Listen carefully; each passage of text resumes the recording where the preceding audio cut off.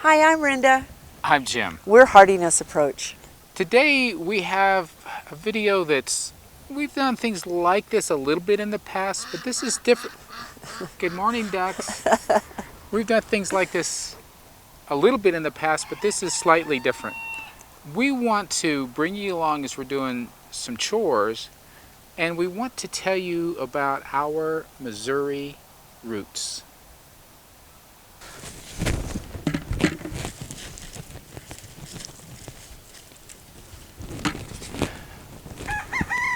Our roots in Missouri go really deep. And I'm going to tell you a little bit about my great-grandfather. It would be my dad's mother's father. He lived his entire life in Missouri, and in a small part of Missouri. And it's an interesting life.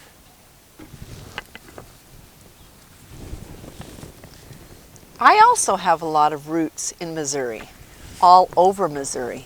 In fact, 15 or 20 miles from where our farm is, my grandpa was born, and his father lived there.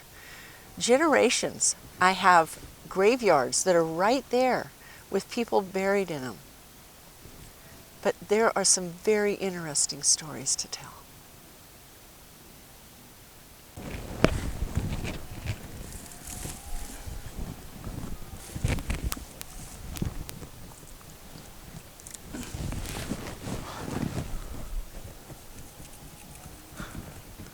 Nice!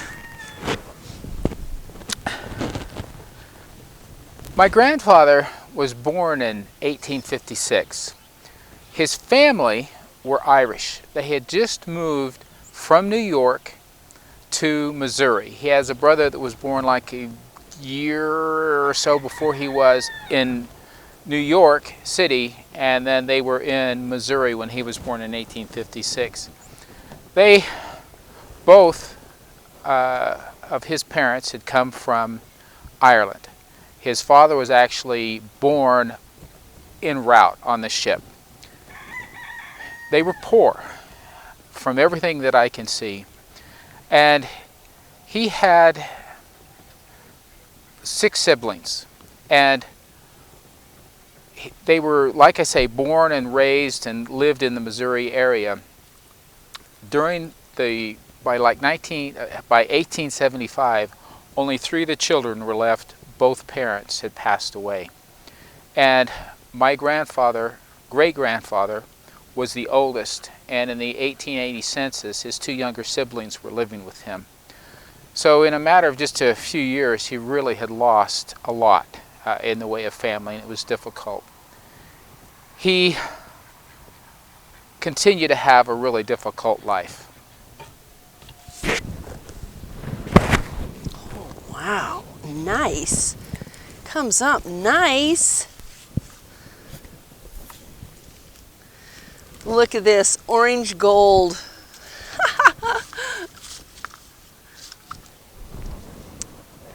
My great-grandpa worked in the mines. Now we live in a mining town here in Nevada, but it wasn't like that there. It was an underground mine. It wasn't even all coal. There was some zinc involved too. One day, there was a terrible accident there, and they had many people buried 60 feet under the ground. He was one of them. So was his son-in-law, so was his brother. His son-in-law and his brother passed away in the mine, but he stayed there for 60 hours, and he had his foot crushed the whole time. And when they finally got to him 60 hours later, he begged them to cut his foot off. And so they did. But he made some amazing influences on others because of that situation.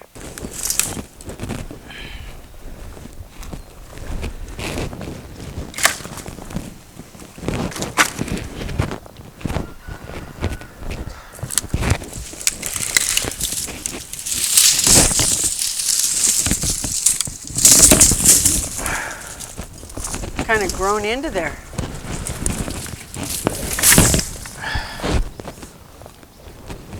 My great-grandfather, shortly after the 1880 census, well, no, shortly before actually, the year before, he got married to a young lady.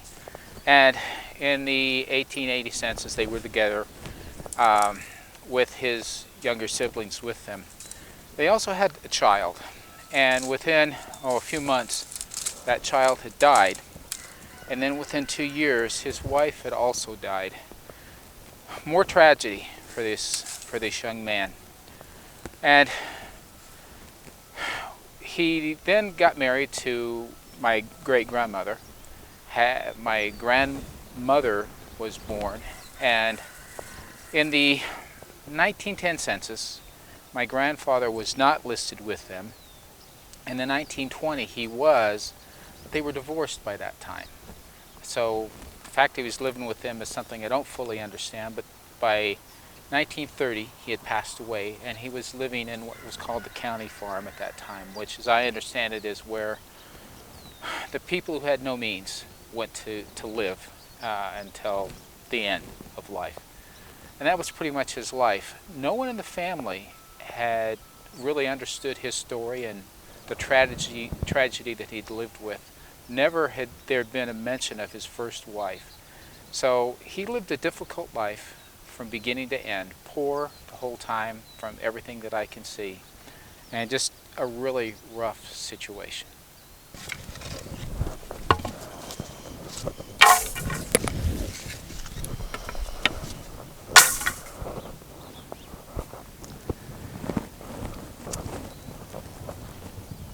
My grandpa lost his foot, and he decided to learn how to make a prosthesis for his foot.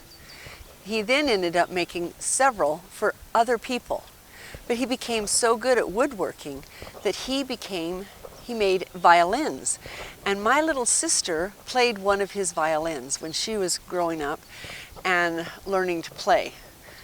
It ended up being with one of his younger grandsons, and when my uncle passed away, nobody ever found the violin. So that's always been kind of a sad thing for me, because here was this man, and let me just tell you that he and his wife were married when his wife was 15 years old, and so they had always been together. They both lived to be old age, and she passed away, and 2 days later he passed away, and they were buried in the same grave. That's a love story.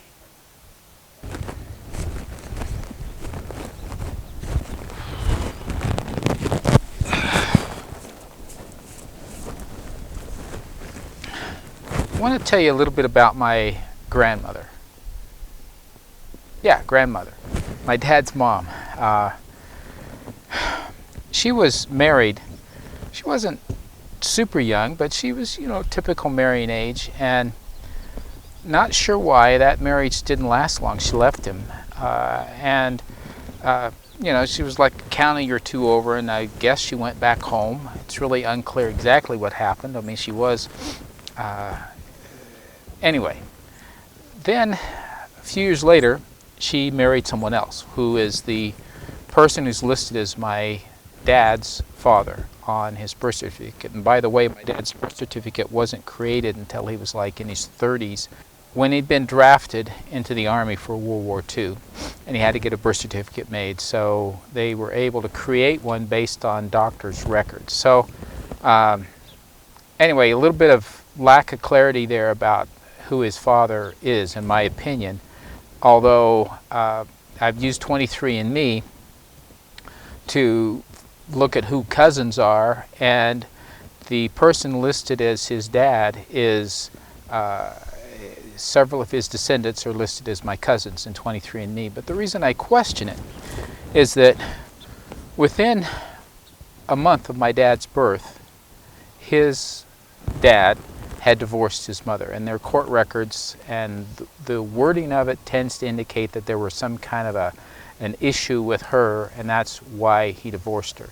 Whether she had never been, her first marriage had never been annulled, or I don't know what his reasoning was. But nevertheless, here she is, a young mother in the early 1900s with a child, and she did live with her her mom and her siblings in the 1910 census. But within a couple of years, she died. And as I understand from the records, she died of tuberculosis. My dad was 3 years old at the time. For some reason, neither his father nor his mother's family took him in. And he was put on what is called the orphan train, from everything I can tell. And the train had traveled a couple of counties west, and he was adopted by a family there, whose last name happened to be Wilson, which that was his birth name, was Wilson. So it was kind of unusual. Anyway, by the time he was 14, there were some issues. He maintained a good relationship with that family later in years. I mean, he went to visit them, they visited him, but when he was 14, he was on his own, and from everything I can see, that's how he grew up. I'm not exactly sure when he left Missouri. The stories that my sister remembers him telling us that he had gone down to Oklahoma. The first place that I find him in any kind of records after that is he's living in eastern Colorado. And that's where my family began.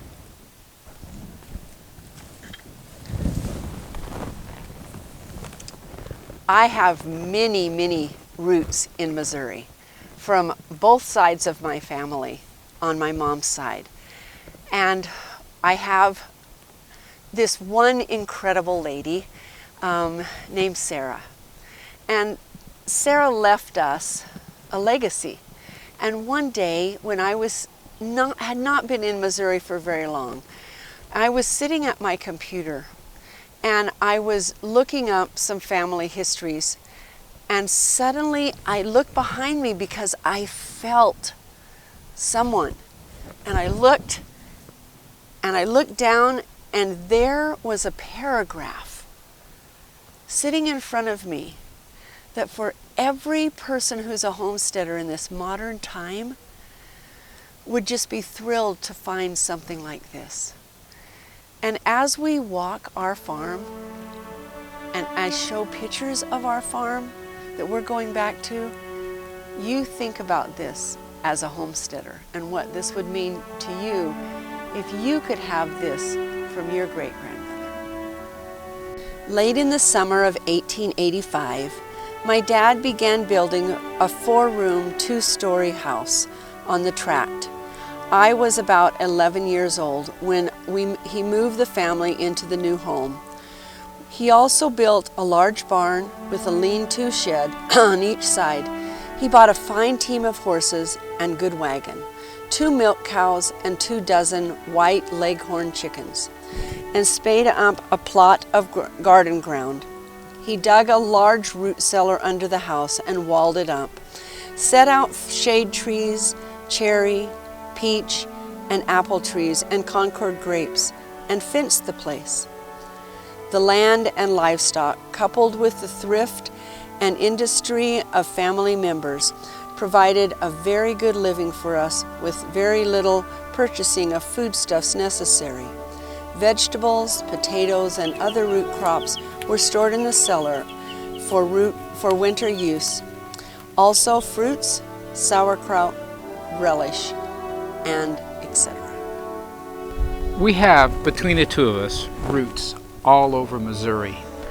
And we are really excited to explore more, to actually go to the places where they were and to get to know them a lot better and to understand. And as Renda mentioned, is to know that many of them, most of them, were farmers.